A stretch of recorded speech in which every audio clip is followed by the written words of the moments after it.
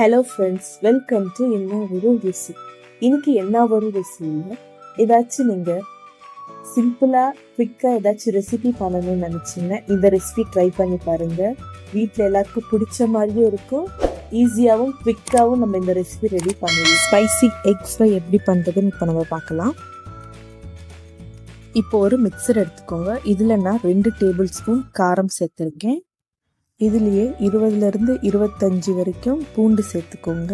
நான் இங்கே தோல் உரிக்காமல் சேர்த்துருக்கேன். உங்களுக்கு வேணும்னா தோலை எடுத்து கூட நீங்கள் சேர்த்துக்கலாம். இதுலேயே 1 டேபிள் ஸ்பூன் ஜீரா, 1 டேபிள் ஸ்பூன் சால்ட் சேர்த்துக்கோங்க. எல்லாத்தையும் நல்லா கிரைண்ட் பண்ணிக்கலாம். இதை எடுத்து வச்சிடலாம். இப்போ ஒரு கடாய் எடுத்துக்கோங்க. இதில் 4 டேபிள் ஸ்பூன் ஆயில் சேர்த்துக்கோங்க. ஆயில் நல்லா ஹீட் ஆனதும் இது தாளிக்க 1 டேபிள் ஸ்பூன் கடுகு, 1 டேபிள் ஸ்பூன் ஜீரா, 1 டேபிள் ஸ்பூன் கடலைப்பருப்பும் சேர்த்துக்கோங்க. இது எல்லாத்தையும் நல்லா ஃப்ரை பண்ணிக்கலாம். இதெல்லாம் நல்லா ஃப்ரை ஆனதும் இதில் இப்போ நம்ம 3 காஞ்ச மிளகாய் சேர்த்துக்கலாம். இதையும் நல்லா ஃப்ரை பண்ணிக்கோங்க. இதுவும் நல்லா ஃப்ரை ஆனதும் இதில் 2 பெரிய சைஸ் வெங்காயம் சின்ன சின்னதாக கட் பண்ணி எடுத்துக்கோங்க. இதையும் நல்லா ஃப்ரை பண்ணிக்கோங்க. நல்லா கோல்டன் ப்ரௌன் கலர் வரணும், அது வரைக்கும் நல்லா ஃப்ரை பண்ணிக்கோங்க. இதில் கொஞ்சம் கருவேப்பிலையும் சேர்த்துக்கோங்க. இதையும் ஒரு வாட்டி நல்லா ஃப்ரை பண்ணிக்கோங்க. இப்போ இந்த வெங்காயம் நல்லா ஃப்ரை ஆயிடுச்சு. இந்த வெங்காயம் எல்லாமே நம்ம ஓரமாக சைடுக்கு தள்ளி வைக்கணும். இந்த மாதிரி நல்லா சைடுக்கு தள்ளினதும் நடுவில் ஆயில் வந்துடும். இப்போ நடுவில் நம்ம முட்டை உடைச்சி எடுத்துக்கலாம். நான் இங்கே 5 முட்டை எடுத்திருக்கேன். முட்டையை மட்டும் ஒரு வாட்டி நல்லா மிக்ஸ் பண்ணிக்கோங்க, ஆனியன் கூட மிக்ஸ் பண்ணாமல். இப்போ நம்ம இதை க்ளோஸ் பண்ணி வைக்கலாம். மீடியம் ஃப்ளேமில் அட்ஜஸ்ட் பண்ணிவிட்டு ஒரு 2 மினிட்ஸ் கழிச்சு ஓப்பன் பண்ணி பாருங்கள். இப்போ நம்ம 2வது பக்கமும் திருப்பிக்கலாம்.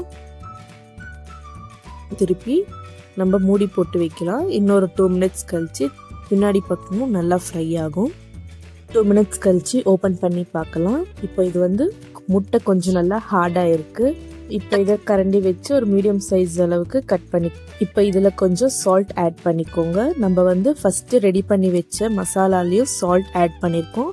ஸோ கொஞ்சம் பார்த்து ஆட் பண்ணிக்கணும். இன்னும் ஒரு 2 மினிட்ஸ்க்கு நம்ம இதை ஃப்ரை பண்ணிக்கலாம். இப்போ இது கம்ப்ளீட்டாக நல்லா ஃப்ரை ஆகிடுச்சு. இந்த ஸ்டேஜில் நம்ம ரெடி பண்ணி வச்ச மசாலாவை ஆட் பண்ணிக்கலாம். இப்போ இது நல்லா மிக்ஸ் பண்ணிக்கோங்க. 2 மினிட்ஸ்க்கு இது நல்லா ஃப்ரை ஆகட்டும்.